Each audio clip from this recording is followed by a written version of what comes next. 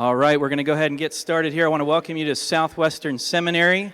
This kicks off our Stand Firm Apologetics conference. Tonight we have a Christian atheist dialogue that I think we're all going to be in for a treat here with this dialogue. My name is Travis Dickinson.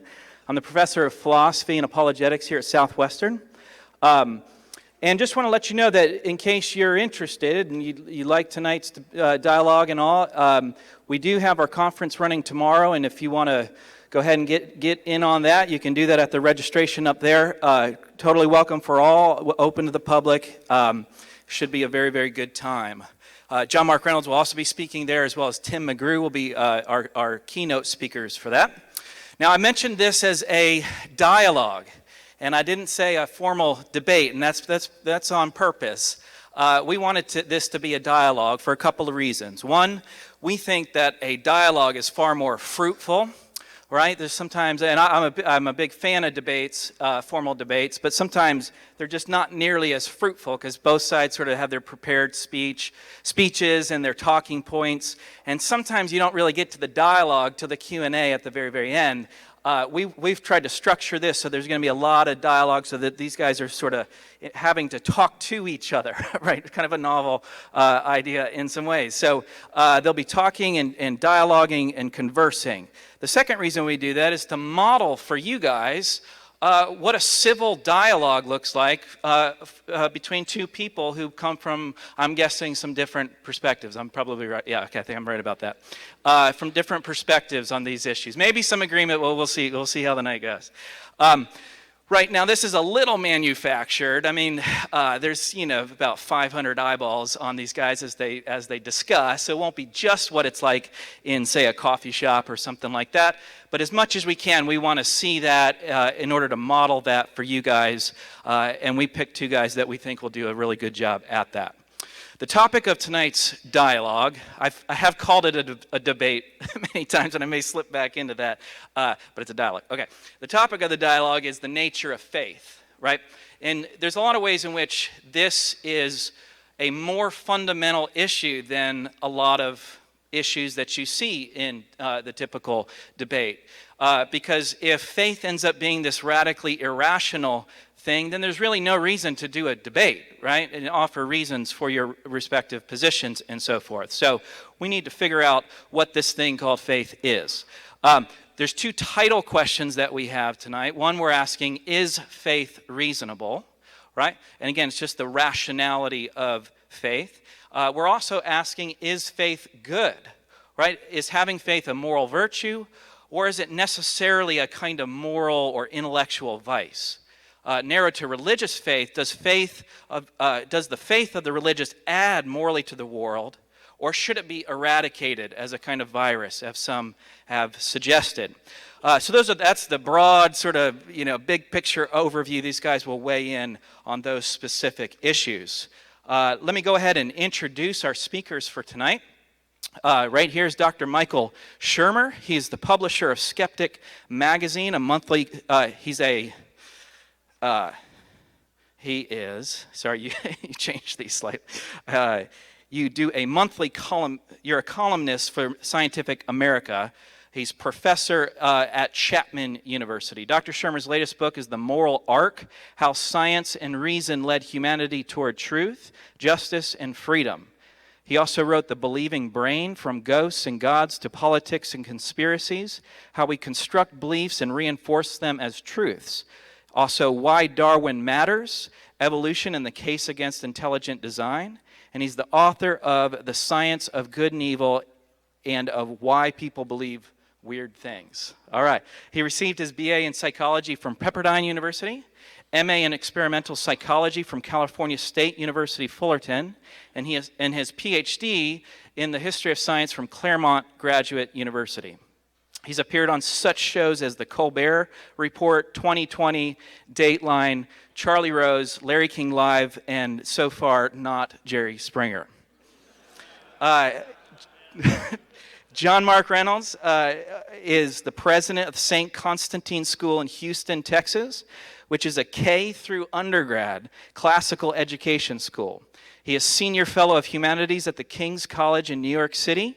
He served formerly as Provost of Houston Baptist University and was the founder and director of the Torrey Honors Institute and Associate Professor of Philosophy at Biola University. He received his PhD in philosophy from the University of Rochester, where he specialized in the cosmology and psychology found in Plato's Timaeus.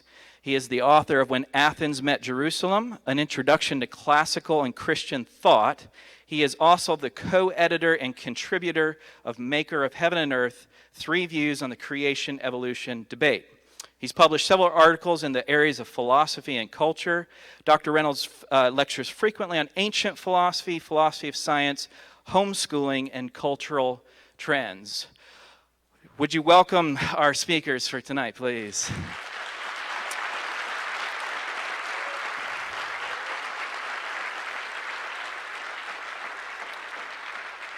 Let me just give you the format of tonight's dialogue.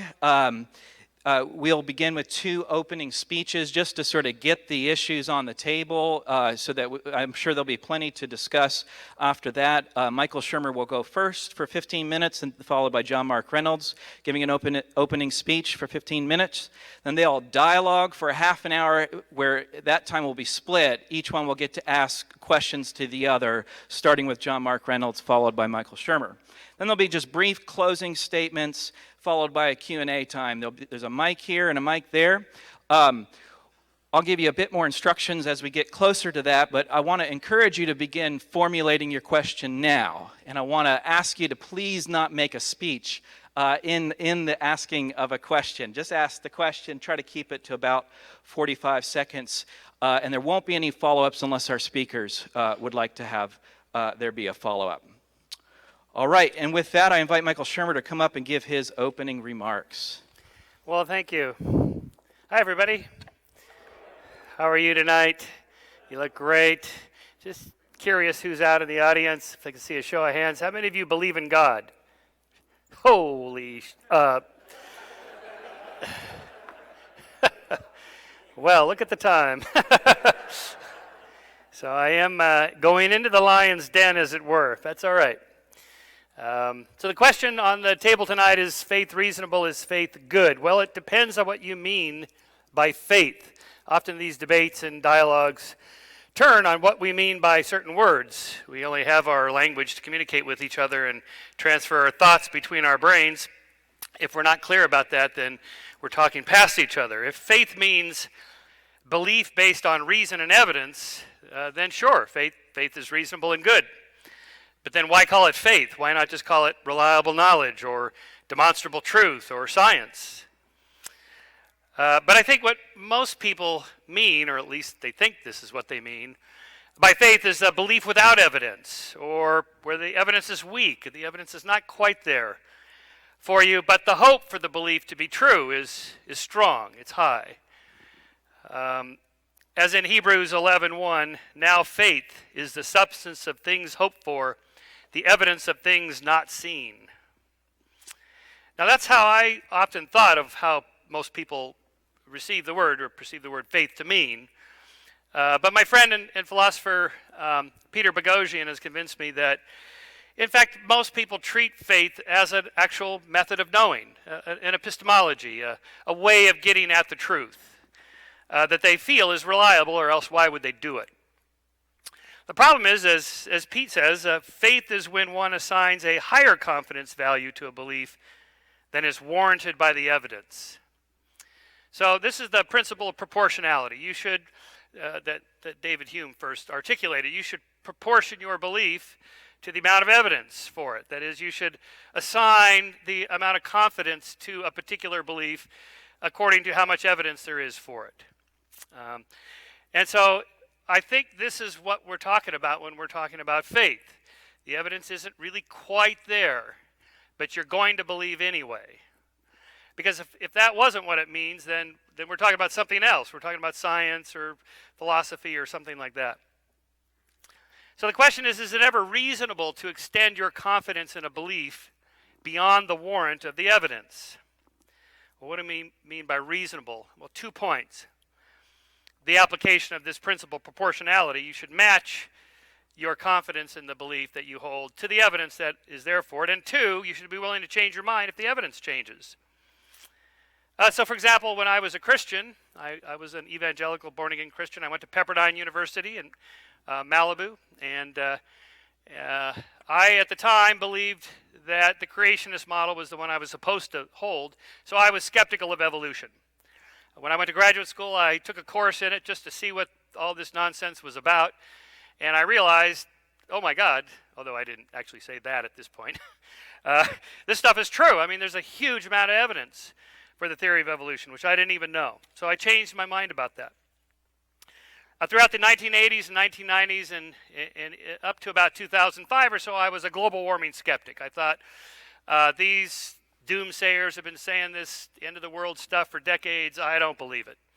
And I didn't think the evidence was all that overwhelming in the 80s and the 90s. As the evidence began to accumulate in the 2000s, ice core data, tree ring data, and so forth, I changed my mind. I thought, yep, okay, I think global warming is real and human-caused. Now, don't panic if you're on the other side of this debate. It's a separate question about what we should do about it politically. That's not what I'm talking about here. I used to be for the death penalty, primarily because out of sympathy for the victims' families and the sense that there must be some justice meted out to the perpetrator. But then I looked at the evidence for it. Does it reduce crime? No. Does it reduce homicides? No. Does it bring justice to a society? No. So I changed my mind about that. I realize that's a debatable point. I'm just giving you examples of where I looked at the evidence and I changed my mind. Now, the theme of this conference is stand firm. Now, I'm not quite sure what that means, but I think I know what it means, having once been a Christian, is that you stand firm in your belief even if there's no evidence or the evidence changes. I am standing firm. I am staying the course. I am no flip-flopper, wishy-washy, mamby-pamby, bedwetter. I am going to believe no matter what. Okay, I understand that, but let's say I believe that Dallas is located on the eastern seaboard of the United States, and you show me a map that shows that is not the case. Should I stand firm in my faith in the belief that Dallas is on the eastern seaboard of the United States? No, of course not. You would think me barking mad if I proclaimed my faith in that, and you would be correct in your assessment. So I think what you mean by stand firm is something akin to sort of an emotional commitment to your faith, your morals, your values. Not specific empirical questions about the world, but more personal, internal states of mind. I think that's probably what you mean, but that's what we can talk about tonight. It's a dialogue, so let's find out what this, and you can ring in. You can tell me what you mean by faith when we get to the Q&A. So in that sense, though, but I think the questions, is faith reasonable, is faith good, as I've defined it, that is, having more confidence in the belief than is warranted by the evidence, then no and no. Faith is not a reliable epistemology. It's not a reliable method of knowing. It means believing something when the evidence is weak or lacking and standing firm when you should change your mind. So when we're talking about beliefs, we're talking about different kinds of beliefs and truths. For example, there's personal, internal truths. Dark chocolate is better than milk chocolate. Now, I know this to be absolutely true, but I'm not sure I could prove it to you if you happen to think milk chocolate is better than dark chocolate. Led Zeppelin's Stairway to Heaven is the greatest rock song of all time, but I do understand some people think Freebird is better than Stairway to Heaven. Okay, it's a personal truth. The meaning of life is 42. Okay. Thank you for those of you who get... Then there's objective truths. There's 350 people here tonight. Well, we can determine the truth or value or falsity of that statement by just counting. So that's direct observation. Dinosaurs went extinct about 65 million years ago.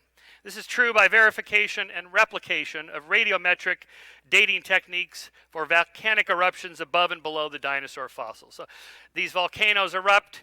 The moment the lava freezes, the atoms begin to decay. They decay at a particular rate. We can measure the rate of the flow below the fossils, above the fossils, and so you get an approximate date plus or minus the error bars there. The universe began with a Big Bang. This is true by convergence of evidence from a wide range of phenomena, such as the cosmic microwave background radiation, the abundance of light elements like hydrogen and helium, the distribution of galaxies and the large-scale structure of the cosmos. It's expanding at an accelerating rate, and the redshift of most of the galaxies we look at are moving away from us, just like an explosion, and so forth. Now, these propositions are true in the sense that the evidence is so substantial, it would be unreasonable to withhold your provisional assent. Yes, for now, that appears to be true. There's no truths in science like 100%. A fact in science is not something that's 100%. There's no such thing in science. But we can provisionally assent that, yes, it's true as far as we know for now, unless the evidence changes. And that, of course, could happen. Now, it's possible the dinosaurs died out within the last 10,000 years, shortly after the universe was created, as young Earth creationists think, but there's so little evidence for that, and there's so much evidence for the other position that I think we need not waste our time considering it. Now, in between these personal objective truths are things that could become objective if they start personal. Like if I say, well, meditation works for me, it makes me feel better. Okay, good for you. And maybe someone, you pray, maybe some people go for hikes, you chant, you listen to music. There's lots of different ways to kind of get internal peace and make yourself feel good. But that's a different question from, but does it work for everybody? Is there some scientific experiment we can run and say, well, when we have 50 people doing a serious meditation and 50 people doing light meditation and 50 people doing no meditation, and we control for the whole week that they're at this meditative retreat of what they eat and how much sleep they get and so on, so we could say, yes, there are measurable differences between this group and this group and this group, and then we could say, yes, actually, meditation not only makes me feel better, it makes these 50 people that tried it better. Okay, so that would be a way of moving from a personal truth to an objective truth by quantifying it and measuring it. What about love? Love has got to be the most internal, personal truth that there is. Well, you know what you call love without evidence? Stalking. It's a little humor from Tim Minchin, but there's actually a lot of truth in that. You really need to tell your sweetheart how you feel about him or her pretty often because, it feels good to hear that and it reinforces it and so on. That's evidence. That's okay. Now, my favorite example of this, sort of between the personal truths and objective truths and the problem we're facing tonight, I think, is what I call Sagan's dragon. This comes from Carl Sagan's great work, Demon Haunted World. And so he starts off saying, well, I have a dragon in my garage. Want to see it? It's really cool. Yeah, I want to see it. So I open the garage door and I go, look, isn't he cool?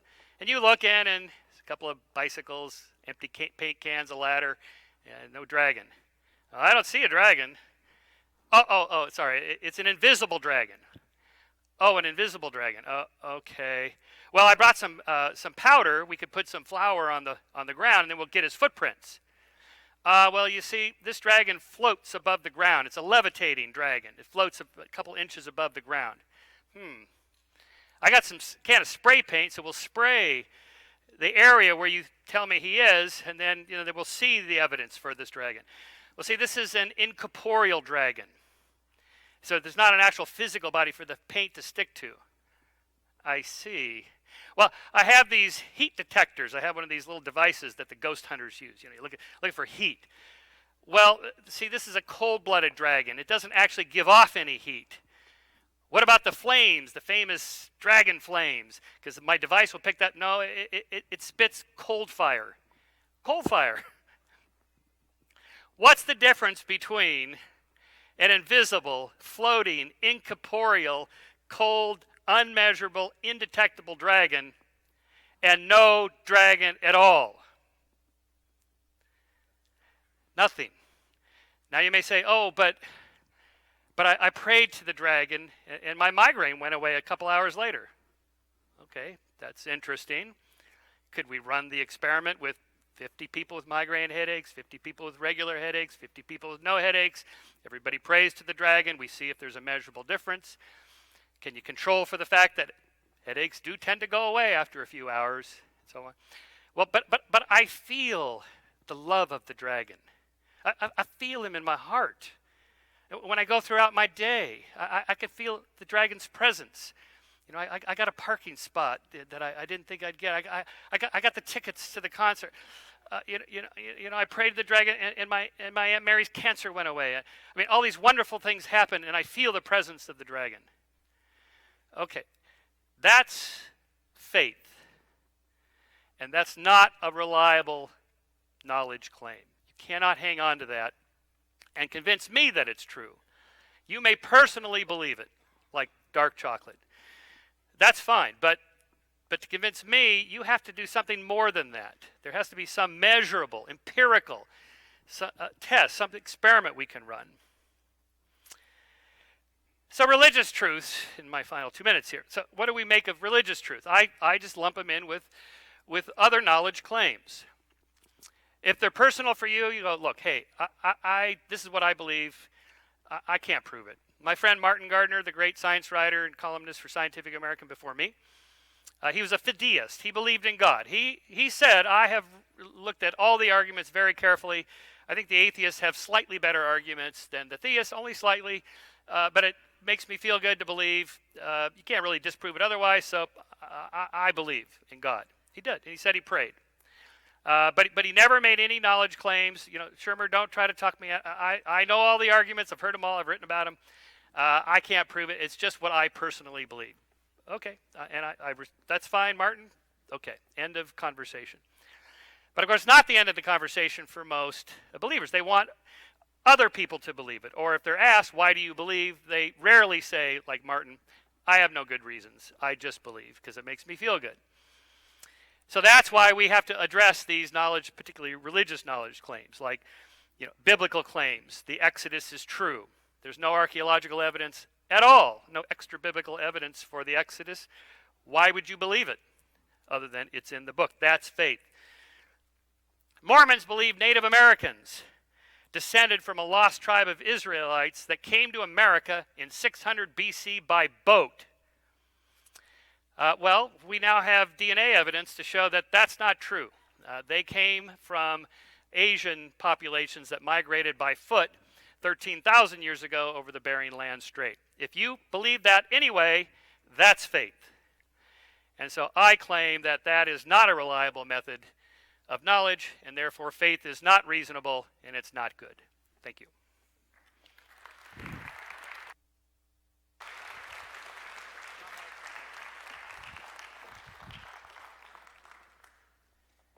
Well, as someone who had to study epistemology, how we know what we know, in grad school, I'm in the tough spot of agreeing with a lot of what was saying, and then sadly having to point out most of it is not even good epistemology from a secular point of view. In other words, if I were an atheist, I would be ashamed to make some of those arguments. Most of what was said had nothing to do with the topic. The topic is, what is faith? And originally, it was a knowledge tradition, but it ended up being believing something despite the evidence. Now, let's just both agree right away, believing something despite the evidence is a pretty good definition of being crazy. You shouldn't believe things despite the evidence. So, don't do that. And in fact, short of some small groups of fideists or Christian existentialists in the history of the church, and there are secular existentialists too, by the way, because there's some deep secular problems that just got brushed over. In other words, ways of knowing include more than empirical knowledge. Because my friend is assuming some things about the world, like regularity, that the world exists, that the world is made of matter and energy, as opposed to idealism. That is, you can still do science, but after all, my real experience of the world comes through what first? My mind. And an atheist once told me, oh, John Mark, your experience of God is just in your brain, it's just in your mind.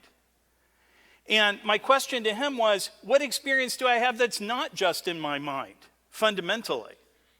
So idealism is a form of philosophy, actually not one I hold, that says ideas come first, ideas are fundamental, and matter and energy are sort of constructs that mind creates for us to work with.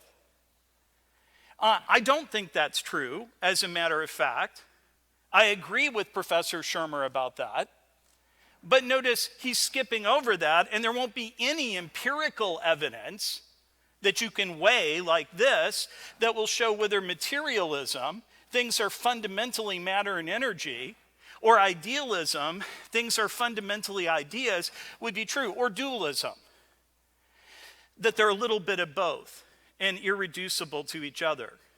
Let me define faith for you the way Christians have traditionally used it. And this is, I'd like to say, one thing both of us agree on is that reason is good, free thought and free speech are vital to good education. And if I could commend this school for something, it's inviting a non-Baptist Christian to represent Christianity and not going nuts, and inviting an atheist to come and give his perspective, which I'm going to agree with pretty forcefully, but this is great fun. I teach Socratically every day, so disagreeing forcefully is what I do. Don't get mad at me. He's a nice guy. He's a much better cyclist than I am. So if we come down to biking, you win. Like utterly. Oh. But when it comes to epistemology, faith, let me say, from both traditional Roman Catholicism, Eastern Orthodoxy, and mainstream Protestantism, is a power or skill to act in accordance with the revealed nature of God, a trust in what we have reason to believe is true. So to start with, faith isn't a series of propositions. Nobody here would describe their personal faith in God as a series of sentences. It can be expressed in sentences, but it is the reaction you have to a real experience of a real person, namely God, that comes with a response that we're going to call faith. Now, this response, because we're human beings, needs to be reasonable. After we have this response, we look at the being, and God himself is, in a sense, the guarantee of the truth of that experience. So in one way, because God is good and true, faith doesn't require reason. It's reasonable in and of itself. Just as God exists by his very nature, see the ontological argument. It's necessary that God exists. My friend Professor Shermer likes to ask people, well, if God didn't exist, would you kill me? Which is a distasteful thought, actually. And the answer is, if the cosmos didn't exist, I wouldn't do anything at all. And if there's nothing to eat, I'm not going to eat. If God doesn't exist, I'm not going to make any choices at all because there is no possible world in which God doesn't exist. So in one way, faith would be, in principle, self-authenticating. But the truth is, you know and I know that we're not that good at our experiences.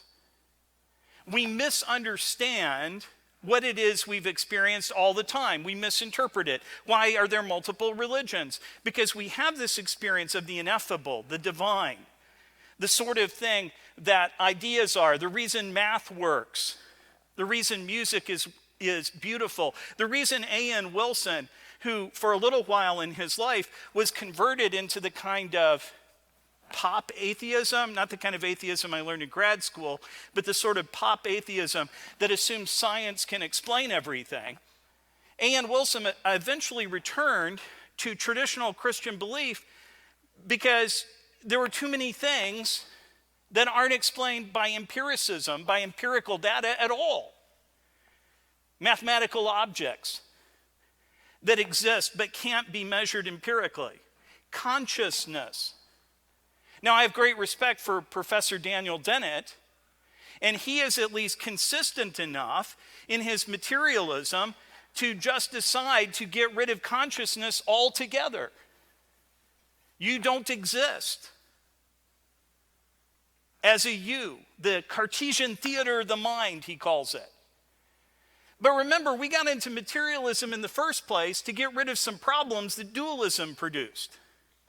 And if what we have to do is get rid of self, then I think materialism becomes highly improbable. I'm more sure I exist, Descartes' right about that, than I am sure the physical world exists. So if my commitment to a certain kind of simplistic materialism, where everything has to be made of matter and energy and mindless motion, ends up getting rid of me and you and every other consciousness, I think it's time to reconsider materialism. But notice, we can't decide that based on any of the criteria the professor gave us. We're not going to do a science experiment to discover whether idealism is true or materialism is true. And science can't help us at all, because science would work under any point of view, either point of view. Do you see the problem? Why does math work? Mathematics, non-empirical. Yet mathematicians can engage in math for its own sake, and later scientists discover that it's useful. Why do we have consciousness? Why does morality exist externally? Why is there beauty? So that the professor can go biking and experience the wonder of nature, the glory of nature, which in many ways is so much glory that it's almost enough. Why are all these things true? None of them can be determined by the kind of simplistic decision-making, weighing amounts of evidence that the professor was suggesting. Mathematical truths, after all, aren't decided by evidence at all. Instead, I'd like to suggest to you one way of thinking about your beliefs. They work like a spider web. This image comes from the Harvard philosopher W.V. Quine, where some of your beliefs are tied to external evidence, like some strands of a spider web are tied to the external world. And some other strands of your belief are based on your own personal experience, what seems true to you, given the way you've experienced the world. This is beautiful. This person loves me. These things are true. And as long as that web coheres internally, you can examine it, you can test it. You can test it against the external world. Some strands of that web you're going to believe in, not because you have direct external evidence, but because they make sense out of your overall general picture. Let's put it this way. People like to say, just the facts. I'm going to get a collection of facts and I'm going to make all my decisions based on that. When I was a little boy, I thought I'm going to go to the library and I'm going to learn all there is about the American Civil War, and then I'm going to understand it. What did I discover? First of all, people interpreted the facts, and I got into big arguments about the interpretation of the facts. Secondly, people selected the facts I got to look at and didn't deal with other facts. And our philosophic or theologic bias will determine which facts we think are important. For example, for a very long time, and sadly this platform reflects it, though philosophy and other parts of the academy are changing, things that white men were interested in dominated the facts that were important. So when you read about the Civil War, you got mostly a political history of the Civil War from the point of view of military leaders and from the point of view of the men that engaged in battle. Of course, that ignored what was going on with enslaved populations or the women back home or what was going on in other areas. In other words, facts, how we interpret facts, which facts we look at, which looks like noise to us and which isn't, are themselves philosophically laden. Science must, of course, inform our morality.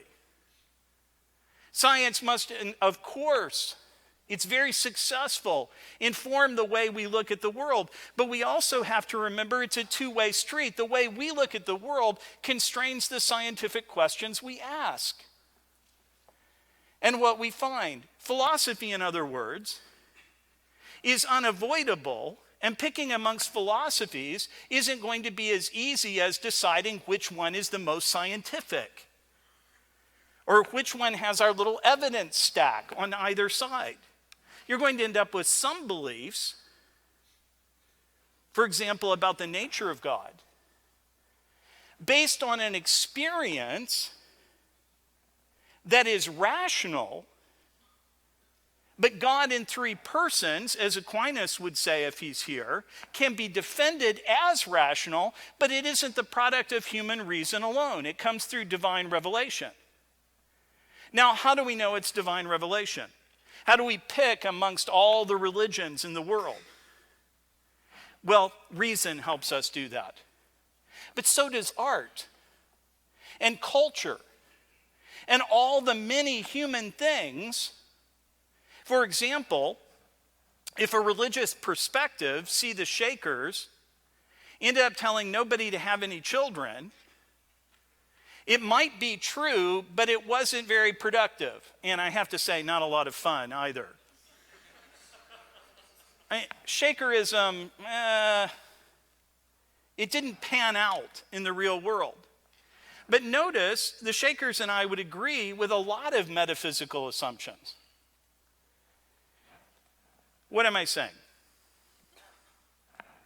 We have numbers, we have music, we have beauty, we have moral law, we have consciousness, your existence. We have the existence of ideas that can't be reduced to Legos, matter and energy and mindless motion. We have a total inability to simply take a simple empiricism and decide between a scientific view of the world and a theological view of the world, because the two can go together. Faith isn't believing what's unreasonable. Faith is an experience that is self-authenticating at first, but then must be measured by reason and must act in the real world to be measured against standards of morality, standards of art and beauty, and other standards. In short, is faith good for society? Of course it is. Look at this room. This room didn't exist, and then people motivated by faith and by reason, with some decent engineers, got together and produced a school that didn't exist before. And that's the entire history of Western civilization. As A.N. Wilson points out, this small class of atheists and agnostics have produced almost nothing. It's religious people in every civilization at every time that, yes, we'll take blame for the bad we've done, the lack of reason, if we can also have credit for the good that's been done, for the creation of hospitals, for Republican forms of government, for the work of Christian apologist and philosopher John Locke, for Bach, for Dante, for the university and medical systems. Thank you.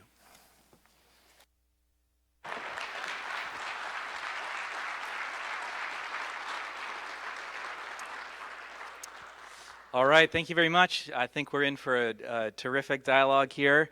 We're going to shift to the asking of questions, and John Mark is going to kick that off with asking questions to Michael Shermer for 15 minutes. And of course, this will be a back and forth time, so he can return fire, so to speak.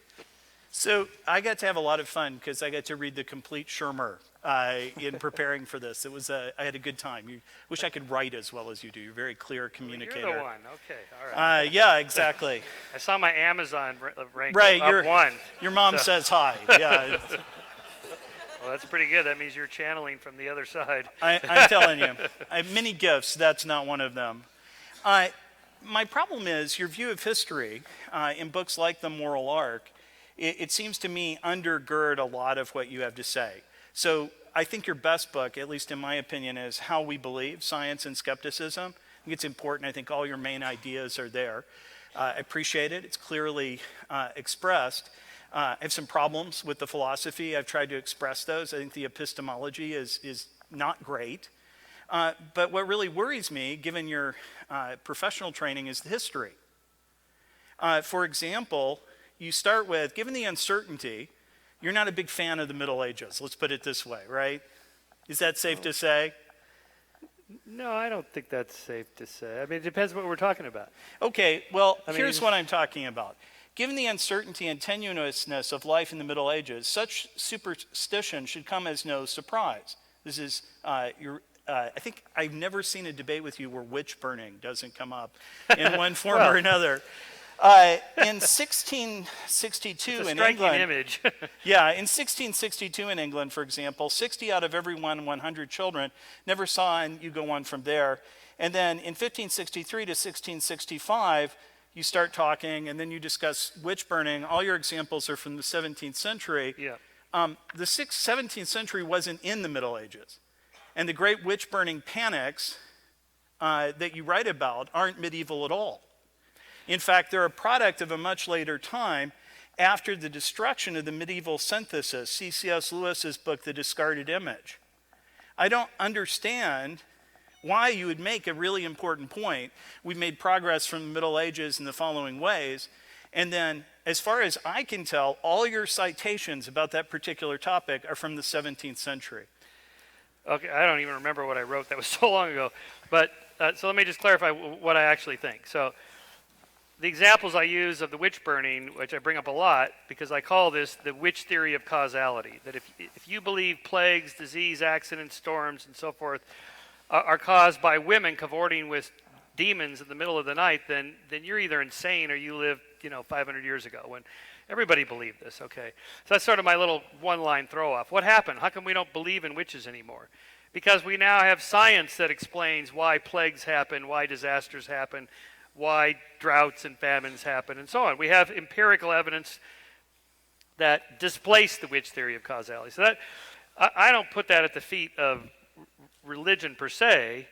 One reason it happened, interestingly, was as science was growing and skepticism was expanding, the need for empirical evidence of God grew.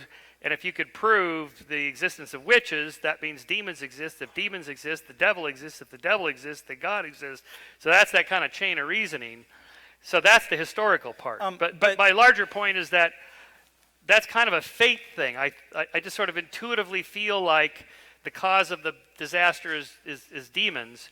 And now we know that's not true. How do we know? Because we have science. But in fact, it should disturb you that what you just described is in fact not what happened.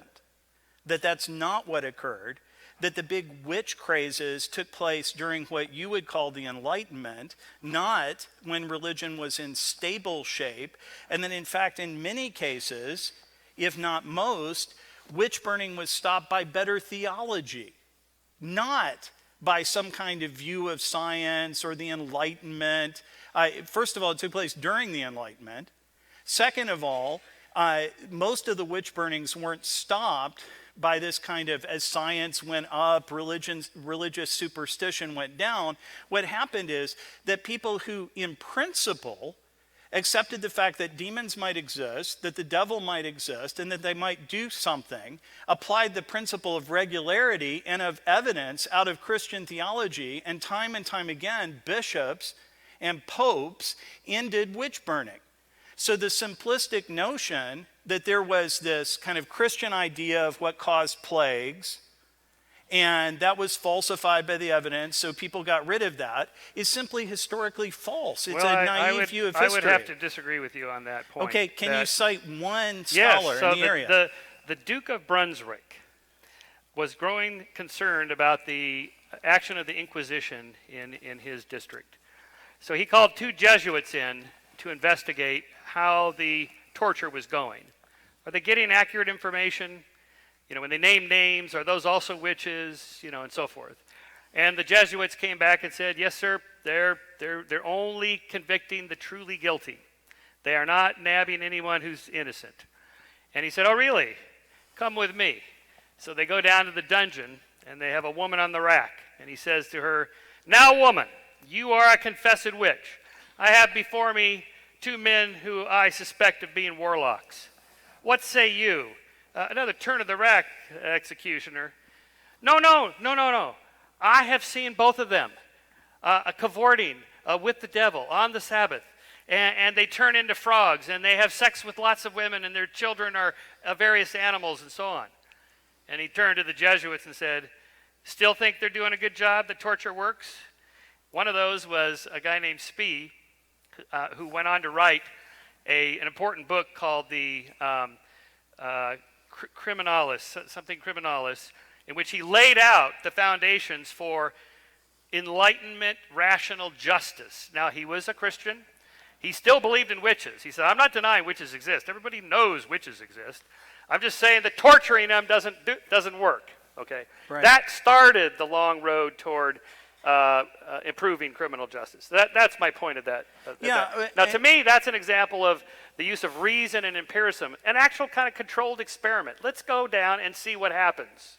Okay, so first of all, what you state in every book you've written, that this was a product of the Middle Ages, just isn't true.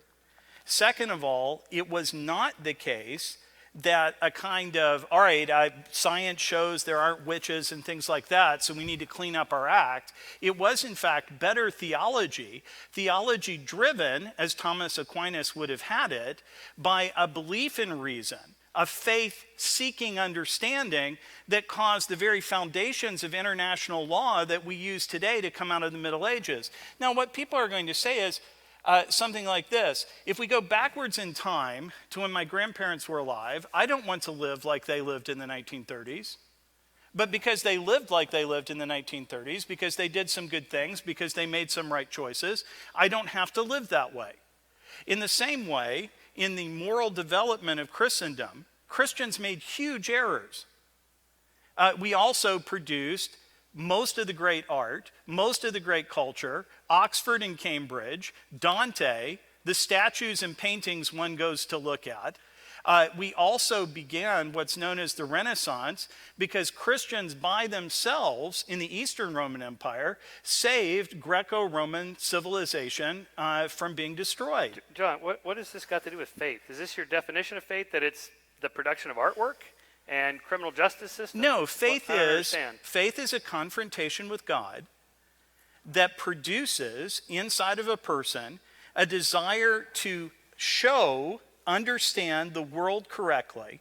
It's a faith, a confrontation with God that seeks understanding and reason. I don't understand that phrase. What does that mean, confrontation with God? It's an experience. We're having an experience right now as 2 people. I have an experience with God, I believe. I then seek to understand that experience with God. God reveals himself to me. I use human reason to say, okay, is it sensible to believe in God? And I find some arguments for the existence of God, some of which I think are sound, some of which I think are unsound. But I can't get inside your head to know what you're experiencing. So how can you convince me, getting out of the personal truth realm into the objective truth realm, that God actually speaks to people? No, I'm sorry, your division, I think you like to say the division is too simple. Here, it's not just internal and external. It's like this. I have an internal experience with God that also matches external arguments for the existence of God in traditional philosophy, which also matches my ability to do science, to create artwork, to live in the world as it is, so that my experience works. It's part of a web of beliefs, not just a single belief I make decisions about, that enable me to live in the real world and have created the culture that sadly I think is vanishing, that lets people like you come and speak in universities without being shouted down. Okay, this is a political issue that we're not really debating tonight. The question is, lots of people have the same experience as you. They're Buddhists, they're Hinduists, Taoists, they're Jews, they're Muslims, they're seculars, whatever. So that's not an argument for faith as a reliable method to help tell the difference between this and that. Now, you had a funny one-off line in your opening comment about thanking the host for having a non-evangelical, you're an Orthodox. Right. Okay, give me like just one example of the difference between an Orthodox and an evangelical, or Baptist, I guess. I would say something like this. We tend to think of salvation as being like God, becoming like God, as opposed to, though we accept them, penal substitution models. But see, wait, let me pause and say this. Wait, yeah. You seem to think that because I'm a traditional Christian, and I think that's the best explanation for what is going on, that somehow the fact that other people have developed other explanations over time, many of which have failed, to produce culture and philosophy and the sorts of culturally sustaining things that you need to be considered. Science, for example, came out of Christendom. You seem to think that because we don't agree religiously on how to interpret our experience of the divine, that somehow that shows that experience isn't true. No, not true. It's personal. No. So if you say, I think, whatever it is, the example you gave is so nebulous, I can't quite even say it in words. I can't. The best way to view what is happening over the process of salvation is becoming like God, Okay. as opposed to a one moment in time, I wasn't saved, now I am saved. Yeah, You're becoming okay. like God. Or something like maybe when you're It's baptized. not particularly the nebulous. Baptist and the Anabaptist, do you baptize right at birth or later? I forget what the details are. But my point is this. So I'm not any of these things. Let's say I'm a Buddhist.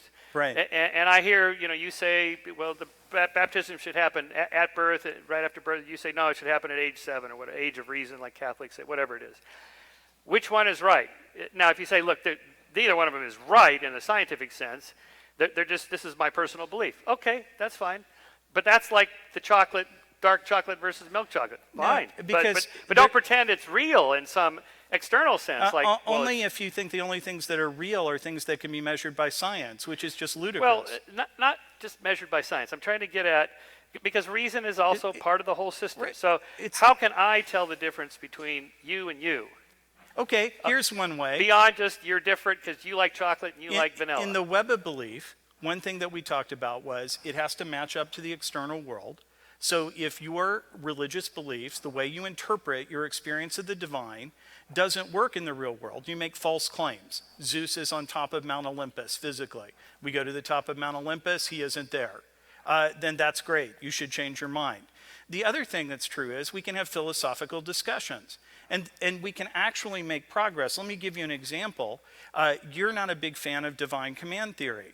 And the reason you're not a big fan of divine command theory is that the guy I study for a living, Plato, in his Euthyphro argument, pretty much gets rid of certain forms of divine command theory, not by doing science, not by having empirical reasons on one side or the other, but showing through philosophy, through logic and argumentation, that certain versions of divine command theory can't be supported.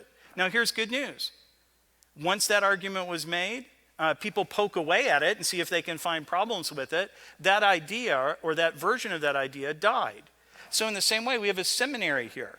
People have nice, friendly discussions, I hope, about theological disagreements.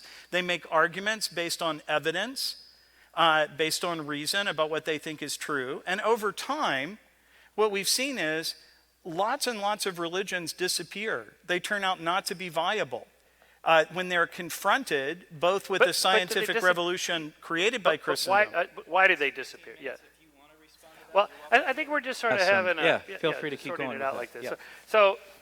So for example, in the history of cosmology, the Big Bang theory kind of ultimately won out over the steady state theory in the 1940s, 50s, 60s, and by the 70s it was pretty established. Right. So you can kind of track the history of that, and it's not that one was one cultural tradition, the other one was a different cultural traditions, and these people liked that one better, and these other people liked the other one better, and there were more of the other ones or whatever. That isn't at all what happened. It's just that there wasn't any evidence for the steady state theory, and there was more evidence for the Big Bang theory. Okay, so it gets settled this way. What would be the equivalent of that in theology or religion? Yeah, here is an equivalent of it. Anselm introduces the ontological argument. The ontological argument was, because in the Middle Ages they weren't ignorant, they did use reason, they did think faith needed to seek understanding. This has always been part of Christendom. You never believe things despite the evidence. There was an immediate response. And so Anselm had to modify his argument because his argument failed against the response. It didn't cohere. It didn't follow. Some of the premises weren't persuasive. And then, of course, Kant responded to that. And I could go through the whole history of the ontological argument, but no one advances earlier versions of the ontological argument because they failed. Now, people like Alvin Plantinga have advanced different modal forms of the ontological argument because we now have better logics that we can work with. I think probably the ontological argument in that form succeeds, but we'll see. We'll have a discussion about it. So here's the thing. Unlike science, philosophy isn't settled by stacking up material evidence. Philosophy is decided by a back and forth discussion about arguments, validity, persuasiveness, and over time, progress is made. So theists in philosophy have more sophisticated arguments than they had, and some forms of theism die out. They're indefensible. They're not reasonable. They don't cohere in this web of belief. So my problem with your epistemology, let's go back to what I said fundamentally, was this. You can't demand of one kind of discipline the sort of evidence that you demand of the other kind of discipline. And so though science needs to inform what we do philosophically, it's not the only thing. So for example, why do you choose materialism over idealism? Well, okay, first of all, it's me asking you questions this time. Okay. but I wanted to get to okay, I follow that argument. Yes, I would agree. There's progress in the improvement of philosophical arguments and logic and so on.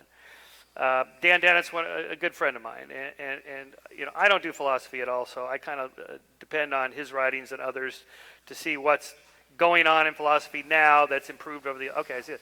But people like Dan also keep the other foot in science because you need both. So as an example, Zeno's paradox, the classic thing where the hare can never catch the tortoise because it covers half the distance, half the distance, half the distance. I'm sure you're familiar with this. But at no time did the Greeks go, well, you know what? I guess the rabbit could never catch the tortoise, really.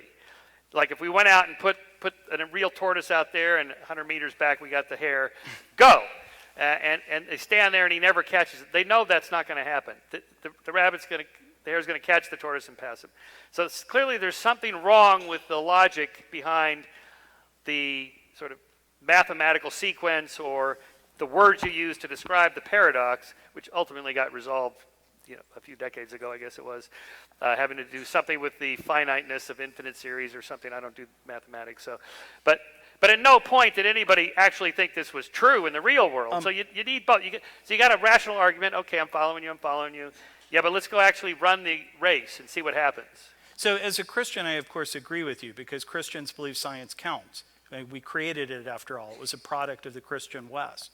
And so science, hooray, we need to take care of science. So why even use the word faith then? I mean, why not just say we believe because we have the best arguments and the best evidence? Because faith isn't merely an intellectual assertion. Faith is also a reaction to a particular kind of phenomena. But if you want, when we're talking about ideas or propositions, sure, let's just use trust.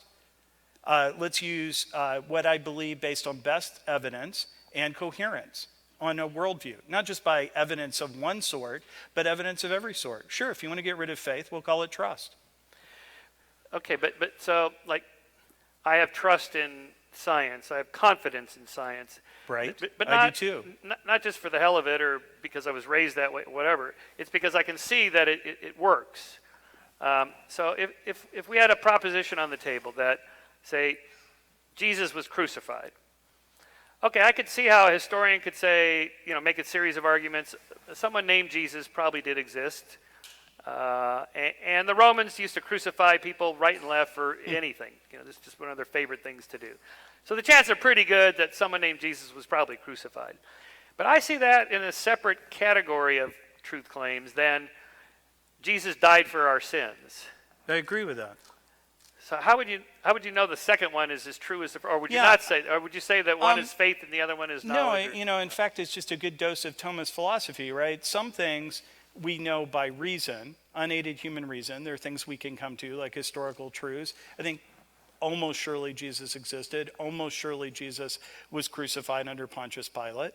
And then some things we know because they cohere with other things we know, like God exists. We've come to the conclusion that the revelation of God in Jesus Christ is true.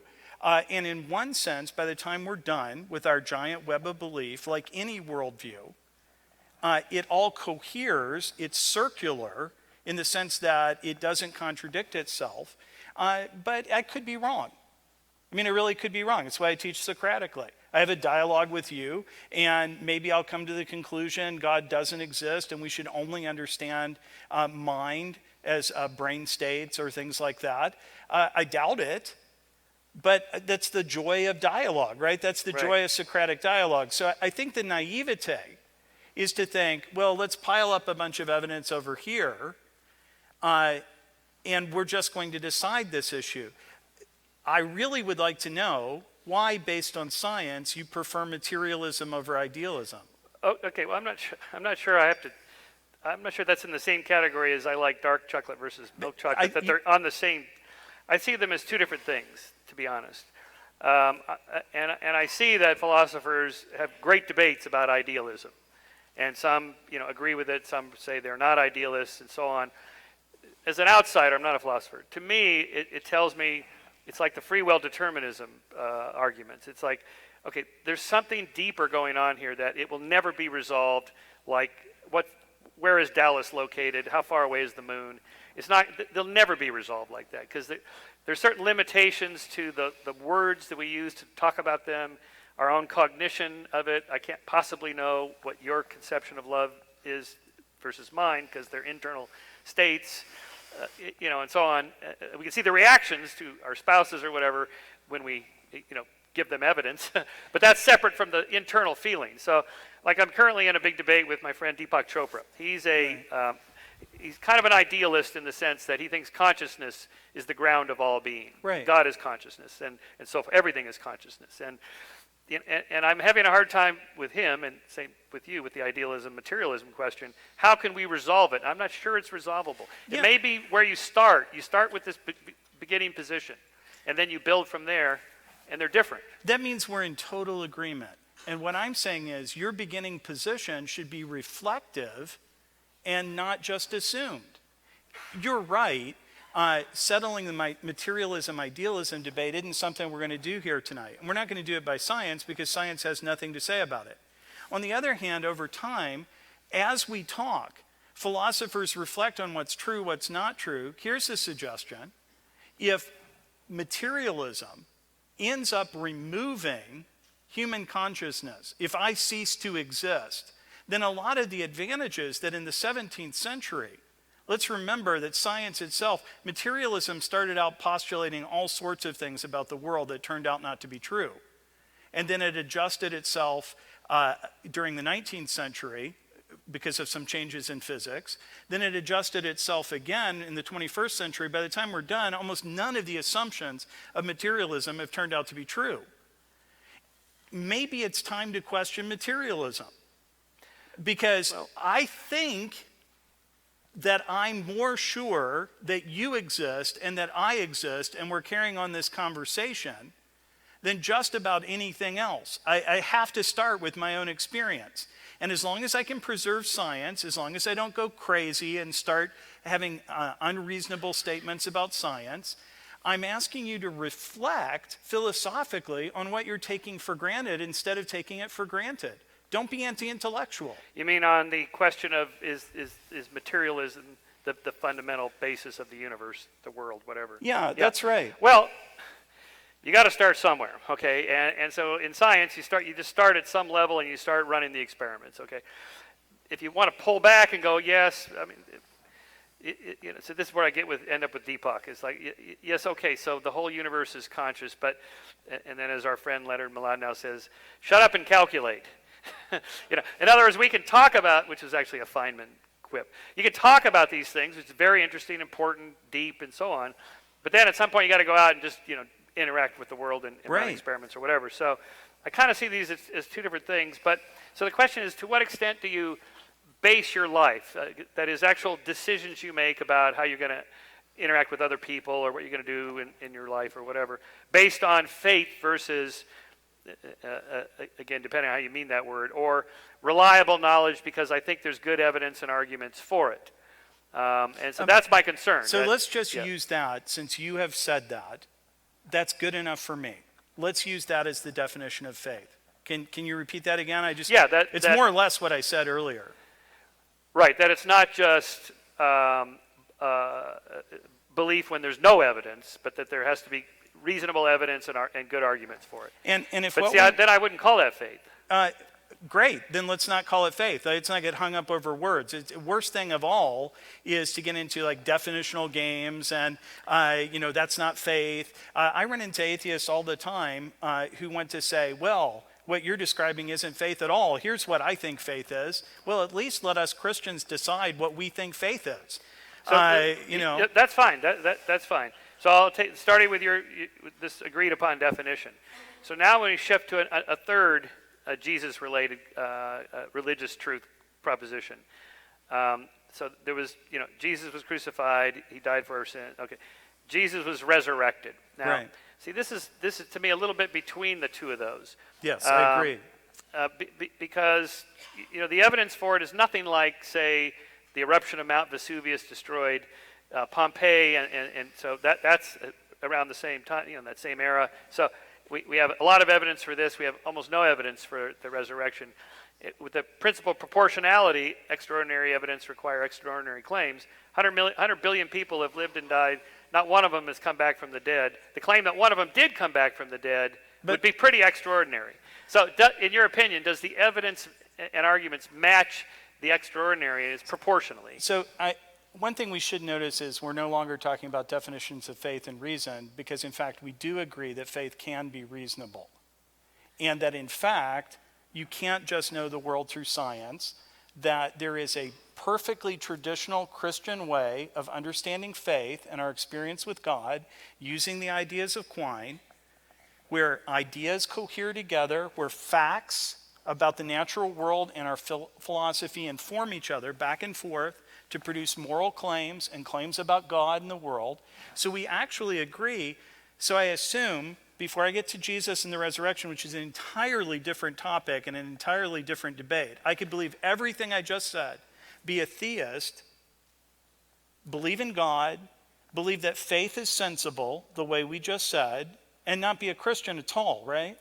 Right. So, for example, Jews and Muslims who believe in the same God as Christians do not believe Jesus was resurrected, died for your sins, and so forth. Why not? If it's really true on some level because the evidence is good, the arguments are good, if that's the case, then we should all believe. But clearly, not everybody believes. Yeah, that's Why right. not? And so then we'd have to have a theological discussion. We'd have to have a different discussion about the evidence for the resurrection. My friend Gary Habermas would be the right person to do that. How much evidence there is. But let's notice that what we decide, so you said extraordinary claims. Extraordinary evidence require extraordinary. Extraordinary claims require extraordinary. Yeah, and I totally agree with you. Yeah. Now the question is, given what we know about Jesus, how extraordinary is it to believe that he rose from the dead? If we came to believe that Jesus was plausibly God, It's not extraordinary at all to think that he rose from the dead in any way, case, and form. So here's the point. Notice how the two beliefs depend on each other. We can't just take one belief and separate it out from all the others and say, now we're going to talk about how God created the world, and we're only going to talk about that. Now we're going to talk about evidence for the resurrection, and we're going to only talk about that. Because if I talk to you, I bet all your beliefs about your life stick together, right? One belief supports another, which supports another.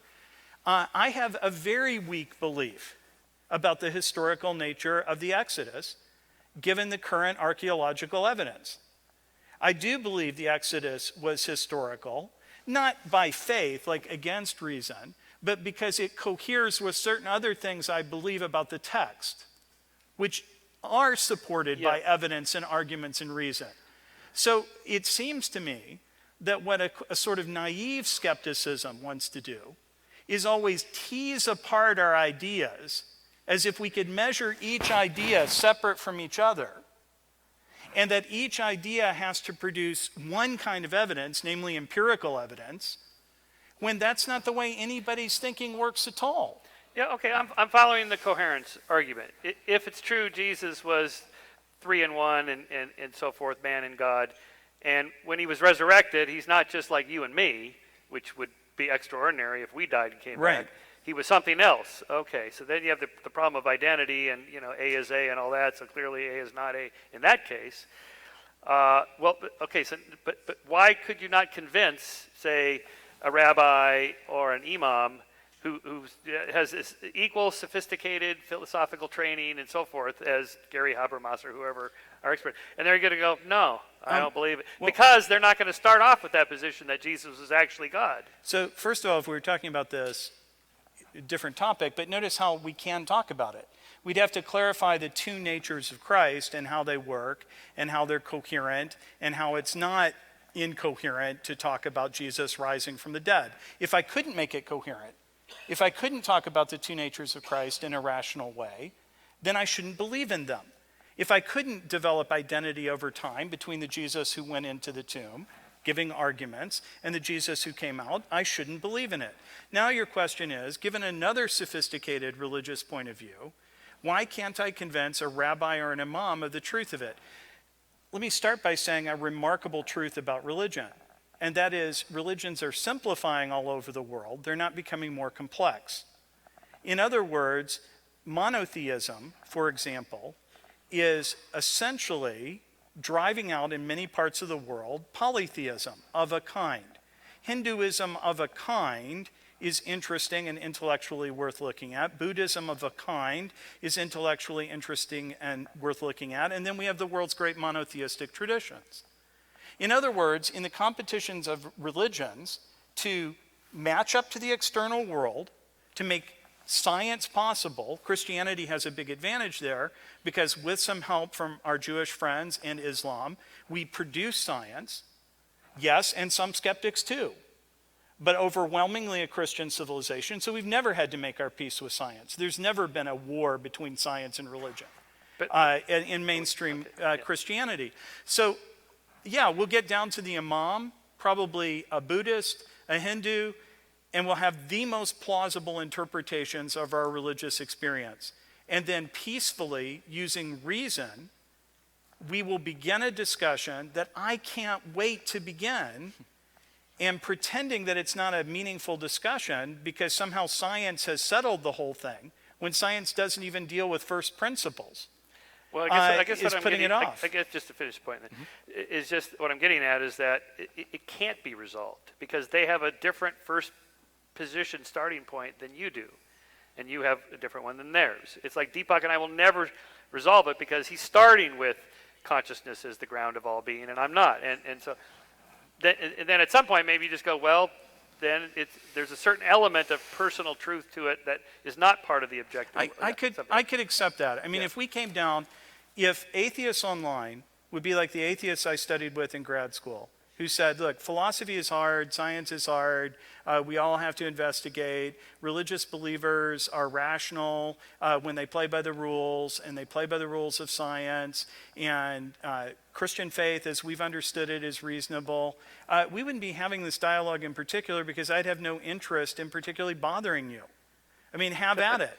And then I'd say something like this: consciousness, the fact that your friend and a man I greatly admire as a philosopher, Daniel Dennett, is to be consistent, and great credit to him, is going to have to come to the conclusions he's coming to. I'm going to have to, and philosophers call it a preference, I'm going to have to say that cost is too high. When I can keep science, this is where I would actually prefer Deepak's point of view, if I can keep myself and keep science, better. As long as I don't have to sacrifice rationality, coherence inside my worldview, and attachment to the findings of science. So if all you're saying is that, then I wish you'd tell your friends in internet atheism who seem to take from you that all religious belief, faith, is simply irrationalism, that they should stop. Well, okay. But back to where I began at the very start, it depends on how you use that word. And a lot of people, I think, do mean it in the way, maybe not sophisticated theologians. Well, they're naughty. But they mean it stop. they mean it in a way like, yeah, okay, they should stop. Okay, listen to your man. He says, stop doing that. Okay, Well, why don't we do some closing statements, John Mark? If you would do a sort of summary, of where you think I'd love to hear the ways in which you think we have, in fact, or you have in fact agreed, and then the areas, if you could summarize it, of disagreement. So I love this. I love this discussion because I think we've come to three things. One, I was able to resolve the fact that whatever, I had to write a book about ancient philosophy. I will say this: Parmenides did in fact believe motion was impossible. Okay. And philosophy came to a grinding halt until Plato was able to solve the problem, talking about the world of becoming. So the truth of it... Did he walk around anywhere? Yeah, he did, but trust me, what he thought was it was an illusion, and philosophy had a real struggle with it, not because they thought it was likely true, but you ought to be able to refute it. And the argument was so simple, is, cannot, not be, that refuting it turned out to be a heck of a thing. By the way, Zeno's paradoxes turn out to be harder to refute than they appear to be too. And if it's so obviously false, we should have been able to take them down. So it did cause a problem in philosophy. One reason Plato is so famous is he helped jumpstart the enterprise and make science, see Timaeus, which helped produce Western science. And it's important. That's why I wrote my PhD on it. So important. I think what's great here is that we've actually agreed. I think there's a version of internet theism that says, wow, it's just stupid to be an atheist. Only stupid people would be an atheist. Here's my 8 favorite arguments for the existence of God. Let me deploy them on you. And all atheists are like worshiping Satan in the basement, sacrificing goats, and all the founding fathers were evangelical Christians. If you believe those things, you're just wrong and you should stop. And science is awesome. Science is awesome and cool and things like that. On the other hand, I have to say, and they're big fans of yours, I'm all the time being told what I have to think faith is. And when I say, no, this is the way Aquinas defined faith, or here's a Aquinean view, or I've given you one way of approaching faith, by the way. All the epistemologists I studied under are screaming in my head that there's evidentialism that's more sophisticated than the one you've given. My point is this: let's just all talk and stop calling each other names. Clearly you can be rational and be an atheist. Clearly you can look at the same evidence I look at and decide to pay the price Daniel Dennett is paying. I don't think he should. But I'll tell you this. Here's my fear, and I'll conclude with this. I don't want this to be one of the last dialogues like this that happens, because the truth is you and I agree on a lot more than we disagree on in the crisis that I think faces the university. I teach Socratically. I think philosophy is important. I think I should be guided by evidence. I think Christians should love science and practice it. I think we should follow the rules. I don't think we should pretend we have evidence when we don't have evidence. And I don't think you should believe things despite the evidence. I don't think that rational discourse should be shouted down. And if you want to know something where I admire my interlocutor, he is one of the greatest voices in this nation against those who would shout down in the university people who disagree with his perspective. What I'm saying to you is, if people who read Skeptic magazine would stop pretending that Ed Wieringa at the University of Rochester, one of my mentors there, Dutch Reformed theologian and philosopher, are irrational or somehow opposed to science or not really believing things despite the evidence, that Al Plantinga or Richard Swinburne or scientists like Francis Collins must, be inconsistent, then we could unite for the deep truths of the university, which sprang out of the Christian West, that produced skepticism. I make my students read Hume. I make my students read Darwin. I make my students read Marx and Smith. In other words, the great danger to the university isn't that somehow the kind of people in this room, the majority of them, that took their own time, treasure, and money to start a PhD program or an MA program in philosophy and are trying to do good work and are accredited by a secular accrediting agency are going to somehow Isaac Asimov bring armies of the night and oppress us all. It is that some of your friends, look, I'm nicer to you than some of your friends in atheism. Atheism has a big split right now. And some of your friends are no happier with you than they should be because there's a real attack on the joint product of Christendom, skepticism, and reason, and trust, faith, if you want to use that term, coherence, philosophy, the rules we play by. And so I guess I'd encourage all of you, let's lay down our arms in name calling before we're swept away by fideist religious. I said I'm Eastern Orthodox. 3 months ago, I got a phone call from a leader of our church in Syria. And he said, I'm going to be dead in 2 weeks. He was not a man given to drama. He was a man given to study. The Eastern Orthodox Church kept a secular university tradition going for 1,000 years. If you're reading Plato and Aristotle, thank a Christian. If you like the Renaissance, thank the Christians who went to Florence and taught people like Pico Greek and founded cities like Venice. He was going to die to irrational religiosity. Now, he was saved through political means I don't even approve of. But he's not the threat, nor is he unreasonable. So I guess I think this. It's time for us to lay down our arms and unite in the cause of reason. All right. Michael, if you would. Amen, brother.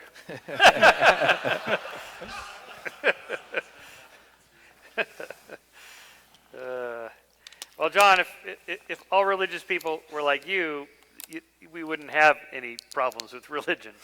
As you know, this is not the case, and that's Right. what concerns a lot of us public intellectuals who are secularists, free thinkers, atheists, skeptics, whatever. And I mean, it used to be I was concerned about church-state issues, the teaching of creationism in public schools, abortion issues, the influence of the religious right in politics in the 80s and 90s, for example. Now I don't even think about those things. Now I worry about ISIS and Islamic terrorism, and even though I don't think they're an existential threat, I am concerned about the larger, huge percentages of Muslims who believe in Sharia law, for example. How can we reason them out of these ideas that are really antithetical to the Enlightenment project of equal treatment of people and women and rights and so forth? That's currently my bigger concern about religion, not you. These are interesting conversations, and I think we made some progress. One of the reasons wanted to do this without the debate format was just to find out, can we actually resolve what we mean by these words? Amen. And the only way to do that is to have a conversation. And apparently you must have been reading my stuff, but I am deeply concerned about the university. It's, Charles Murray yesterday got, just shouted down. Where was it? At Purdue, I guess. Right. Where, this guy, I know Charles Murray really well. This is the nicest, kindest gentleman. Even his views on race and IQ and all that stuff, they're not nearly as inflammatory as, no one has even read the bell curve, I think, that makes these comments about him. I don't agree with it, but I did read it. Yeah. So here he gets shouted down. He's not allowed to speak, and then he's exiting the hall, and a faculty member is just standing there, just walking with him, and she gets grabbed, her hair gets grabbed, and slammed back, and yanks her neck out of line or whatever. This is what liberal students are doing. I really put it on that side of the political. We're a little off topic here, but the idea is that if we're going to use reason and empiricism, that's kind of where we need it, regardless of somebody's religion. So just started to pull back. I think we made progress here on. I understand what you mean by faith now. That makes a lot more sense than where we began. I think. I think still people do act on their beliefs. Mm-hmm. So if your religious belief leads you to man the soup kitchens, help the poor, take care of your neighbors, then I'm all for it. That's fine, great. Whatever it takes for us all to get through the night. It's the world's a tough place, and but just what I worry about is that I also want to influence who gets elected, and where monies go into which senatorial race, and how public schools are run, and and issues of free choice and things like that regarding difficult issues like abortion. In particular, I'm pro-choice, but I'm against abortion. So there should at least be a third position there. Anyway, those are the kinds of things I worry about religion having too much influence in the public sphere. And I'm not one of these people that gets all tweaked out about a cross on the side of the interstate. I don't care. Yes, it's a slight little tiny, it's a public, it's a Christian, so there's a slight favoritism of one religion. I don't care. Put other religious symbols up there. I don't care. It's the bigger ones that I'm concerned about. And then in the long run, I think it probably does matter if we think there's a God or not. Yeah. In terms of how we engage with the world. And there, I guess I would suggest, since pretty much every hand went up here, that we at least consider the possibility that, maybe we just can't know. Maybe it's one of those Mysterian mysteries, like you can't really ever prove God's existence or non-existence, which is what Huxley meant when he originally coined the phrase agnostic. It really means without knowledge. And he meant that, as he said, it's an insoluble problem. It can't be solved. He didn't mean it like I'm waiting for one more experiment to come in and then I'll make my decision. Like vaccinations are good or bad, global warming is real or not. Right. And just one more set of data and I'll make my decision. Huxley said no. And it's not like the other common use is when I was on the Colbert Report, and he said agnostics are just atheists without balls. Okay, I don't mean that either. I don't want to check on that, by the way. TMI, like way TMI. And so, it's possible that there are certain things we just will never know.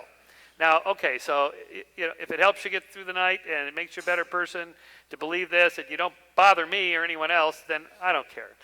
I guess that's my concern. To what extent? Because I'm pretty much libertarian in my politics. It's just, just you do your thing. I'm going to do. But let's not hurt each other. Don't take each other's stuff. And people are going to believe different things. And to the extent that if it matters, then if we can resolve it through reason and evidence, then let's try to do that. If we hit a wall, well, we'll never get past that because your starting point is different from mine. Yes, your argument is coherent if Jesus is actually God when he's resurrected. Okay, I get that. But I don't believe the first starting point, so we're never going to go anywhere past that. But as long as you don't hurt me, then I don't care. Right. To that extent. Will you ask your fellows to return the same favor well, and stop telling us we're nuts? I can't control what other people think. And you the wing nuts on your side Yes. too. So, That's all I needed. That's all I needed. That was the concession. Do you mind if I ask? Can we talk for Well, a I'd like to second get more, or the just Q&A questions? the Q&A Great. with the audience. So why don't, if you have a question ready, why don't you go ahead and make your way to the microphone. In the meantime, let's thank our participants here for a wonderful Thank you. That was dialogue. fun. Michael, it yes, was a sir. real That was pleasure. great. Thank Very you. good. All right, we'll start over on this side here. Keith, go ahead and, yep. Great debate. Michael, I've been a big fan of yours for a long time. I love your books, and I had your Skeptic magazine and so forth. My question is, I don't know if you've read, yes, great magazine. If you've read Hugh Ross's Improbable Planet, he just came out. I know you've debated him. Yeah, I know Hugh. I haven't read that book, but I know his arguments, the fine-tune argument, Well, and the rarity this argument. book is just amazing. I mean, he talks about, for life to exist on Earth, it has to be between two glaciation events. Absolutely. I know all those arguments. And so even if you leave God and religion out of it entirely, it's still a problem for astronomers to deal with who work in the SETI program. Is there extraterrestrial intelligence out there somewhere? And are they communicating? How can we find out? Well, first you got to compute the odds of where should we even look. And what are the odds of them being here versus there or whatever. And the counter to the argument that it's extremely rare, yes, it's probably extremely rare, is the numbers. That you have hundreds of billions of stars in each galaxy, and it now appears every star has planets, probably 2 to 3 to a dozen or more. And so, and they're going to be spread out. So all of a sudden the odds start increasing more and more toward a very high probability that they're out there somewhere. Now, of course, that's a separate question if they come here, which the UFO people think. Why are you SETI people debating this? We already know. They're here. They're in New Mexico running the government. Oh, okay. Look, we agree on this, right? If there's anyone nuttier than SETI people, it's the people who approach me after a talk on Plato and have found Atlantis. Oh, yes, the Yeah, Atlantis, that's yes. the Atlantean, Yes. Atlantean folk. All right, let's go to this side. Thanks so much, both of you, for this wonderful dialogue. Dr. Reynolds, as you were discussing sort of the Orthodox approach to faith, it occurred to me that it reminded me a lot of my own process of apostasy. A lot of the things that happened sort of within my own web of coherence as I sort of trimmed certain things away and sort of added some other things back. And in a very real way, it was a kind of a self-authenticating process as well. And I'm wondering if you could comment on that aspect of it, how sort of faith always brings with it some measure of doubt, and how the processes might be similar on both ends. Yeah, there's a sort of goofball type of Christian that wants to do Socratic discourse, which is what I do for a living, because they think the outcome will always be that all the kiddies will become Christians. That's crazy. You can't do Socratic. But I've been told that there's a sort of goofball notion amongst certain atheists that you can use Socratic discourse this way to produce atheism. That there's some kind of guaranteed outcome if you follow a certain script. The minute you're following a certain script, you're no longer doing Socratic discourse. You're no longer being open-ended. So I can't guarantee anything.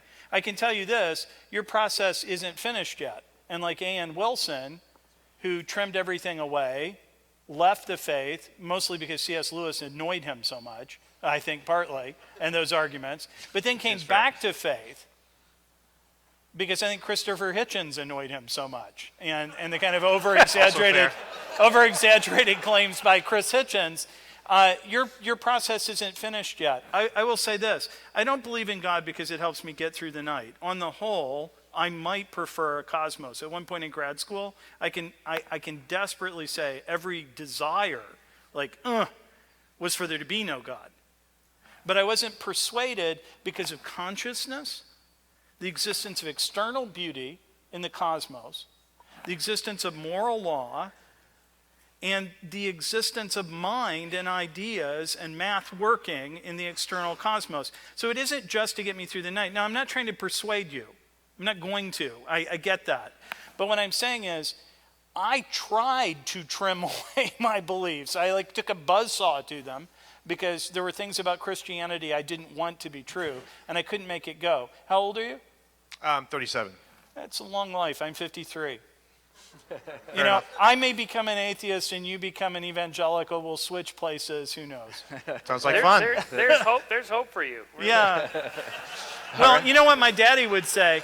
My daddy would say this: there's hope for you. Because God is real, and when you ride that bike and you look at the wonder of the cosmos, you are seeing the face of God. Now, I know that that doesn't sound like it makes it better. It doesn't. But it guarantees it's really there and not just in your head. Well, I don't see why it's not just in my head. I mean, beauty is a concept entirely in our heads. I mean, to a bat, a sunset doesn't look like anything. You know, the beauty to a bat is going to be something entirely different. You know, in other words, it's species specific to When your you become a apparatus. bat, you and Thomas Nagel can let me know. All right, that's a good segue. Question over here. Once again, I Yep, you're on. okay. Thank you for coming. A wonderful debate. Just a little bragging for a minute. I hold a master's degree in physics. Okay, I've taught physics on both the college level and also astronomy. So I guess my question is, when you look at the universe, the number of constants that must be in the right place, you know, the speed of light, Heisenberg's constant, and some of these things, the probability seems so small that this could not have been done randomly. Now, the laws of physics, fine, okay, but where did those laws arise? Well, first of all, the laws, when we're talking about laws of physics, we're talking about mathematical constructs and Right. and language we use to talk about phenomena. So inside stars, hydrogen gets converted to helium under pressure and temperature. Right. There's no law in the star. It's just doing what stars do, Okay, fulfilling its purpose. So that's one answer. This, on the sort of fine tuning or the the constants that are there. Again, I'm not a physicist. I'm a social scientist. But people like Lawrence Krauss, Sean Carroll, and others have pointed out, no, there's perfectly good explanations for this. On the other side, and also the great Steven Weinberg, Nobel laureate, for uniting the, if I get this right, the weak nuclear force with electromagnetism, says, we just don't know enough about physics to say that for sure we don't have an explanation for those constants. Sure. He says it may come down to some unified, the grand unified, the gut, whatever, or the unification of quantum gravity and general relativity, and then we'll understand why. So I think it's okay to just say we don't know, and just leave it at that. It's always okay to say I don't know. Let me agree with you. I don't think the fine-tuning argument is a slam dunk for theism. not just a But question. I'll say this. It suggests theism might be true. Someone once said, well, every argument for theism has a hole in it, or I could refute it, or I'll give you a promissory note that someday science will understand fine-tuning. And all your buckets, arguments for theism, leak. And you can't carry water in leaky buckets. Well, yeah, you can if you stack all the buckets so the holes don't line up. After a while, that math works. You're right, there aren't numbers inside a star, but math works. Why does math work? It's a big problem. Why does consciousness exist? Why does fine-tuning exist? It starts to be, yeah, you can refute all those things. We could sit and take them one at a time. But that was the point of coherence. All of them together, forget Christianity for a minute, suggest at least the God of deism exists. Maybe. Yeah, sure. Yeah, that's your. Okay, Jeremy. I want to thank both gentlemen for coming to our school to give us this debate. I really did enjoy it. My question, though, is directed specifically toward Dr. Reynolds. Uh-oh. I understood from the dialogue that you believe we need empirical data for faith. Do I quote you correctly? No. Okay. Yeah, okay. Can you, Empirical data isn't the only kind of data.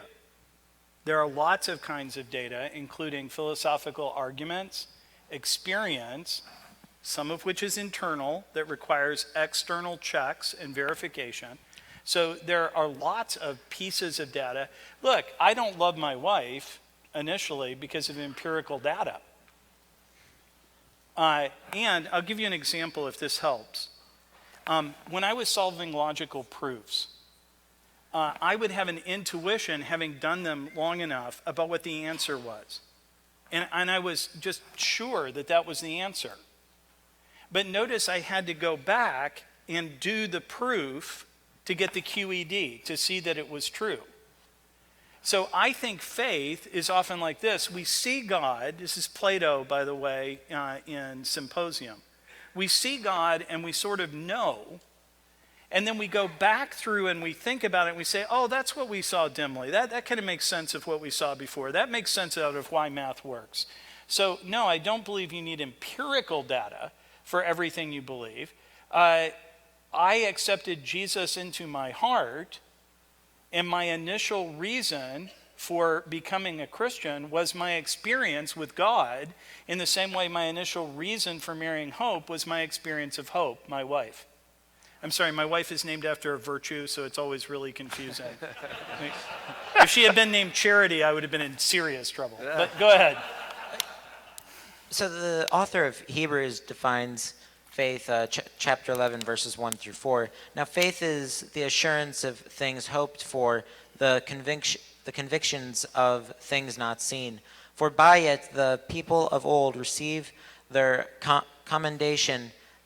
By faith we understand that the universe was created by the word of God, so that what is seen was not made out of things that are visible. Yeah, let me see if I can help. First of all, get a book by my colleague J.P. Moreland called, I think, Love the Lord Your God with All Your Mind, and he will discuss that verse in greater detail than I have time to do. But I want you to think about hope for a second. Not my wife, who is beautiful. Hope is what I wish to be true. And that's a good thing. We need to know what we wish to be true. One way we're going to decide which worldview we're going to pick in the end, philosophers tell us, is kind of what we wish would be true at the end of the day, between idealism and materialism, what the cost will be. What does the Bible say? Pistis, this epistemological word, it's not related to epistemology, by the way, in Greek. That's an accident. But it's an epistemological word. It's a knowing word. Is substantial hope. It's evidence. Now, what's it evidence for? Things unseen. We're not going to have the kind of empirical evidence for God that we would have of a dragon if it existed. Shoot, if somebody told me there was an invisible dragon that was floating right off the ground, I wouldn't believe in it, because dragons don't have those kinds of qualities. It's not a dragon at all. It's a nothing. But when you look at God... It's a God dragon. Only if if the dragon is omnipotent, omniscient, and the best of all possible beings, then the dragon is just another name for God, and I do believe in it. But anybody who thought you could spray paint such a being didn't have any common sense at all. Right? But I am curious about this. So, how do you think God interacts with the world, the physical world? Yeah, it's a good question. And in fact, the main reason that people became materialists, I think, early on, is that very question. How does an immaterial God interact with a material universe? That's a hard question. Some philosophers who are dualists say it's a brute given. But notice a brute given. It just works.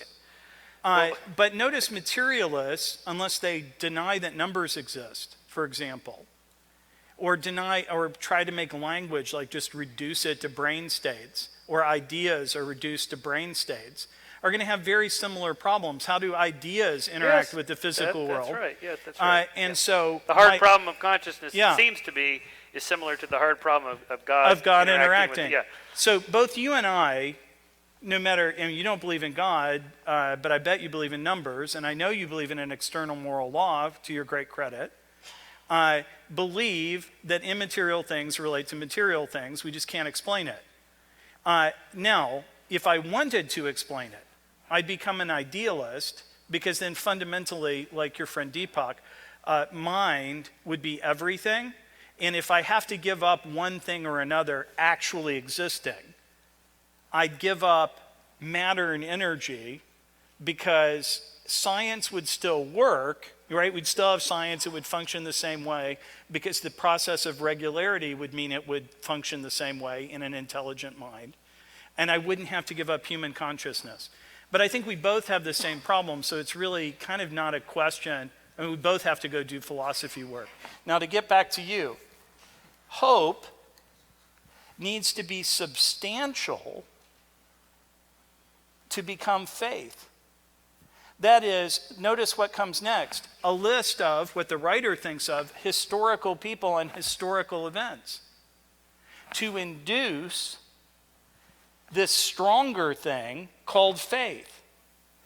You shouldn't just live by hope, in other words. You should do some hard homework, do some reason, study some science, and develop what I guess we ended up calling trust in the preponderance of evidence or something like that, and turn that into faith.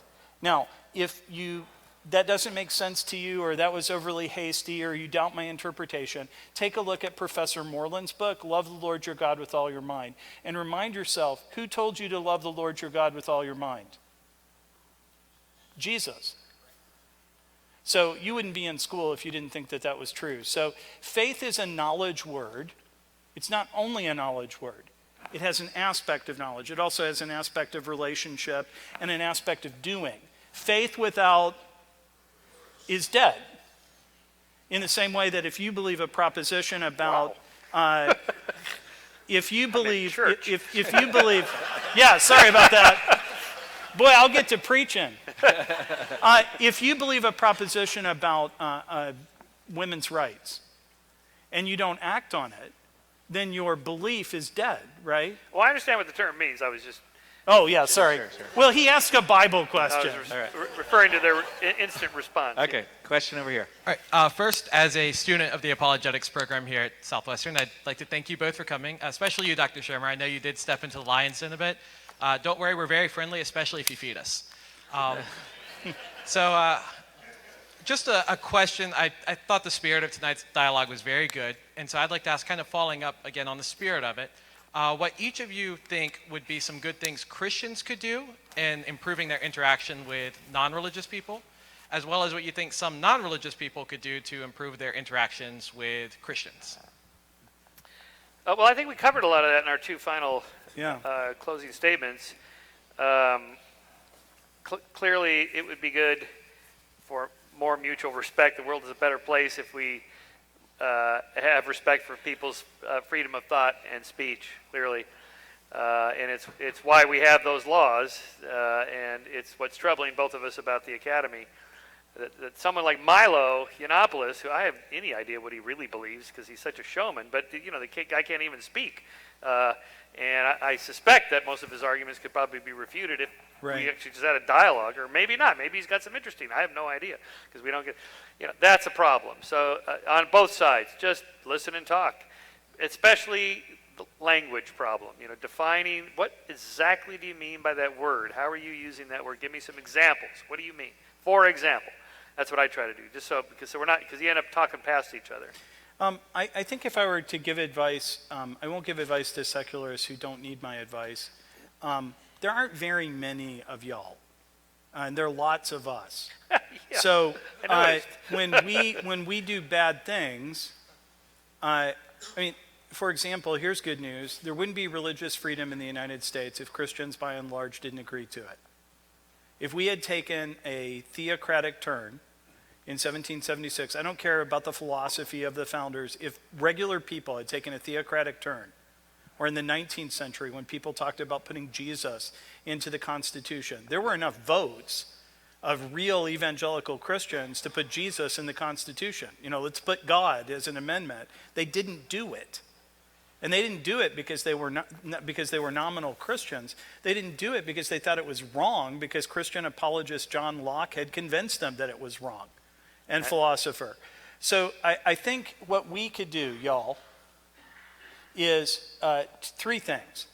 First of all, we got to stop believing that we can just say anything because we wish it was true.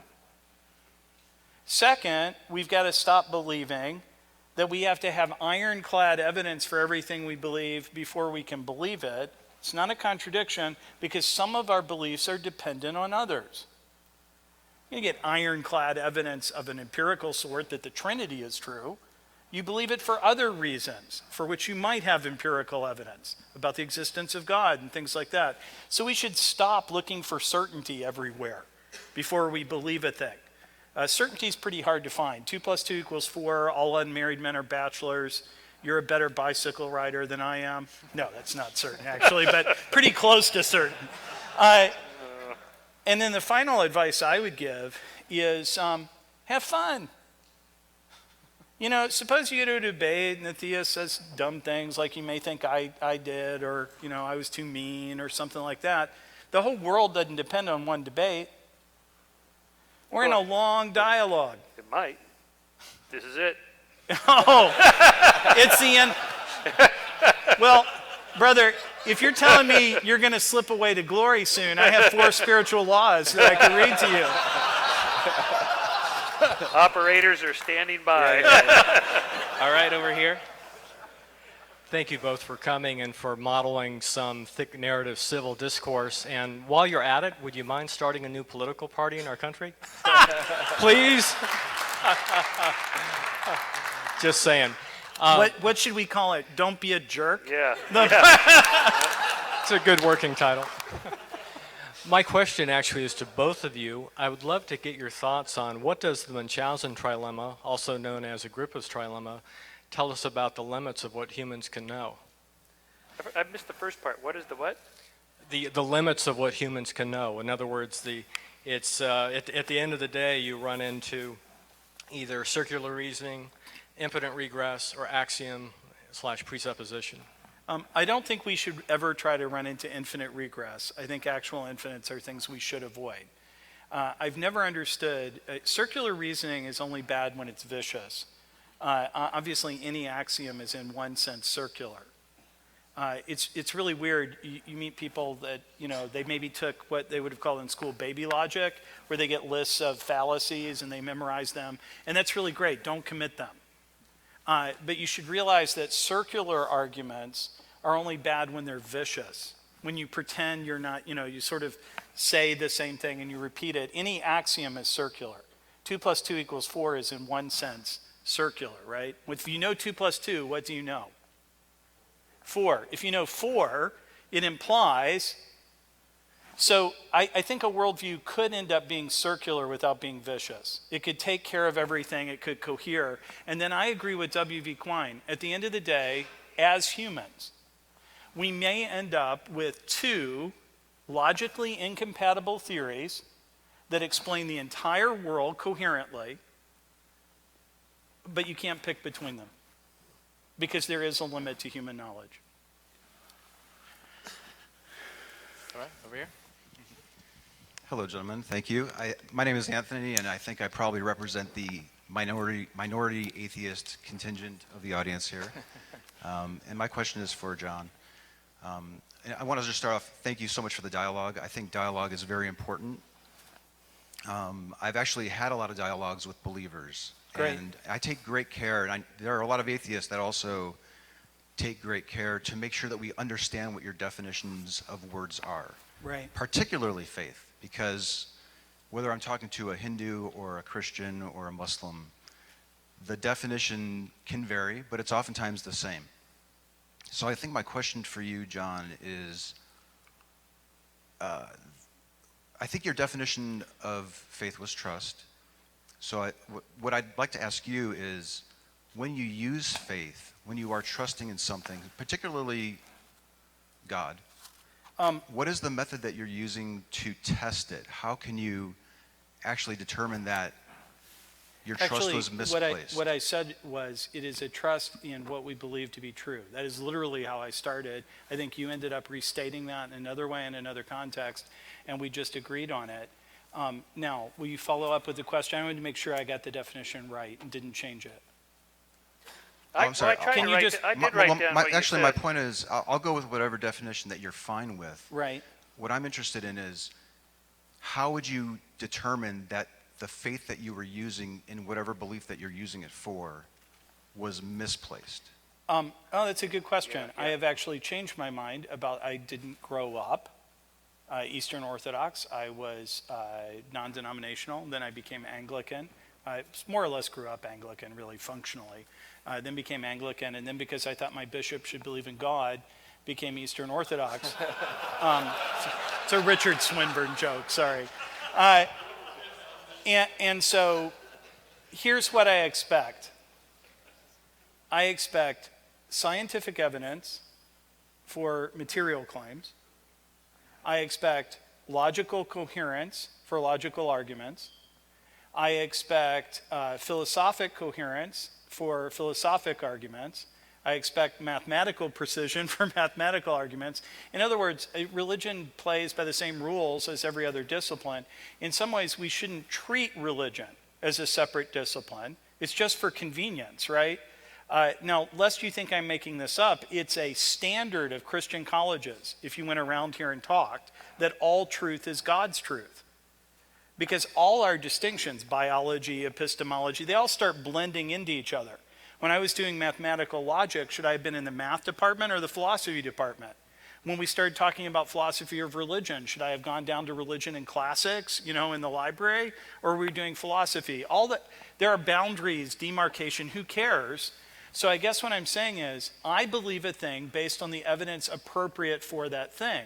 My problem with simple empiricism, Carl Sagan spraying the dragon, is, as one person said to the astronauts who reported, some Soviet astronauts who would have been sent to gulags if they hadn't reported it, that they didn't see God. I say that if they'd seen God, they didn't see God. Because God isn't the sort of thing you'd see sitting up in, a thing orbiting the cosmos. He just doesn't have those sorts of properties. Now, I think if I were an atheist, I'd want to say two things. First of all, let's separate street atheism from serious philosophical atheism of the sort done by Daniel Dennett. I'm not going to, argue with Daniel Dennett. He's brilliant. Brilliant people like Richard Swinburne argue with people like Daniel Dennett at that level. What I'm saying is, let's accept the fact that those arguments go on and not pretend that one side is siding with reason, hooray, and the other side isn't. Are there atheists who are unreasonable? Yeah, they're kind of fideists about atheism. No matter what you say to them, they're going to be atheists. Are there lots more of us so that we have more of every goofball idea than y'all? Yes. And we should stop that. And a big part of my career is trying to get people to stop that. But to answer your question, depending on the kind of question you ask, I ask for the kind of evidence that that question would warrant. But what about a question, an important one apparently, that you have to accept Jesus as your Savior? Right. Okay, so what happens to Jews or Muslims or Buddhists or whatever? They don't accept Jesus. I mean, is that just kind of an article of faith for that religion, but it doesn't really apply to them? Or is it something that's actually true, and that if you don't, they're not going to? So, how do you resolve that? So problem? I'll tell you what I think. But see, I run the risk. It'd be like I could start listing problems with atheism. I run the risk of not being able to respond long enough. I already said too much in some ways.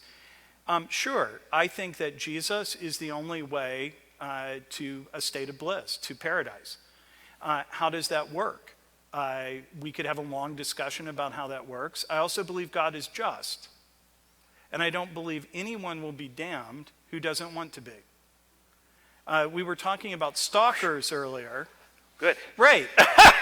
We were talking about. I'm in. we were talking about stalkers earlier. I believe that God is a lover who can take no for an answer.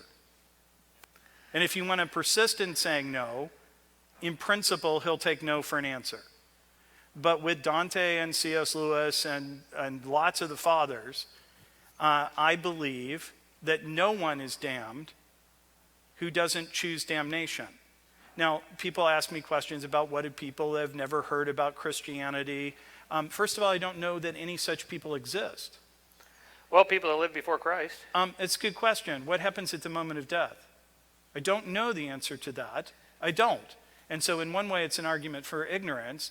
But if I know for other reasons, not related to this, that God is just and that God is love, and I don't know what happens at the moment of death, I have no reason not to assume that justice is done to every human being. That a moment of clarity, C.S. Lewis pictures this in his book, That Hideous Strength, where each of the characters at the very end face a moment of clarity. They see what it is they couldn't see. What's the famous atheist, was it Bertrand Russell or Hooke, who said not enough evidence? Yeah, Russell. Yeah, Russell, when he stood before God. My guess, and it's only a theological speculation based on other things I know about God, is that I don't know, and you don't know either, that given the truth of Christianity, anyone would be able to face God and say that. There's no reason to think that everyone doesn't receive a sort of moment of moral clarity and be able to choose. My guess is a lot more people will be in paradise than we believe. And some people that we believe, this is a Christian belief, right? That we believe will be in paradise, hopefully not John Mark Reynolds, won't be there because they were just giant egoists cloaking their evil behind religiosity. Well, presumably an all-knowing God would know that. Right, and, So, he will. I mean, at this point, though, I think, we're kind of off the page of anything we can get at. We're just sort of talking like fantasy, fiction. No, we're not talking fantasy. Notice, I mean, we no. We don't know. No one knows what No, we happens don't at the point know, of death. but notice the criticism was about something we don't know and couldn't possibly know. Because Right. God couldn't possibly tell you the answer to your question without being evil.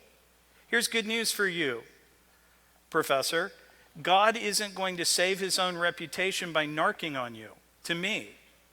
So, I might think, why didn't you clarify to my friend here that you existed? Why didn't you come to him at the moment of his death and give him choices? I don't know what God did, and I know this. God isn't going to tell me because it's none of my business. It's between you and God. So if you ask a question that depends on the truth of Christianity, the whole Christian worldview, and then I give you an answer within the Christian worldview, you can't just call it speculation, yes, right? Of course.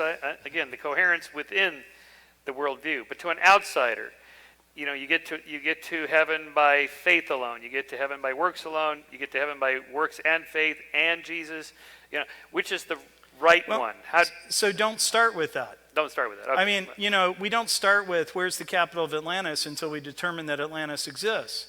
So why don't you start with first principles, I would agree namely, with that. do you exist? Do you exist? Is there a conscious being named you that exists? And if you do, what are the implications of that? A.N. Wilson said it best. Genesis 1, the important thing is for apologetics, for becoming a Christian, isn't that in the beginning God created the heavens and the earth. We could argue about that. But that he created man a living soul. You want to respond to that? No, go ahead. Let's go to the next question. First off, thank you, both of you guys, for talking to us tonight. I'm a high schooler from Arlington, Texas, and so many of the things that y'all talked about was like, whoosh, Yeah. right over the head. But luckily, a lot of the things that y'all did say made some sense. My question is for Dr. Shermer. At the beginning of your opening statements, you were talking about how you used to be a Christian, correct? And so my question is when you used to be a Christian, could you honestly say you were actively pursuing a relationship with Jesus? You were reading scripture, you were living a life for Christ, you were praying, you were communicating with God. And if so, Dr. Reynolds talked about a moment of faith, like the confrontation. Did you ever have that as a believer? Were you actively pursuing Christ? Yeah, absolutely. Totally, 100%. I accepted Christ as my Savior into my heart. I did the, John 3:16, so on. Went up to the Presbyterian church the next day, and they brought everybody up that wanted to be saved. Did all that. I lived it. I walked it. I went door to door, Amway with Bibles, witnessing for Jesus. I went to Pepperdine. I took courses on the life of Christ, the New Testament, the Old Testament. I took an entire course on the writings of C.S. Lewis. I've read everything he has written, including the science fiction and the children's books and so on. So yes, I know. It wasn't just an intellectual enterprise for me. It was also an emotional one. So I completely get the whole package worldview for sure. Yeah. I guess what I would say is I have great hope that if you pursue the logos, the dialectic, that you'll come back to faith. Okay. Well, that's a pretty good place to end it right there. Let's thank our speakers. Would you? Thank you so much. Thank you. Thank you. Thank you. Very good. It's a great pleasure. That was great. Thank you.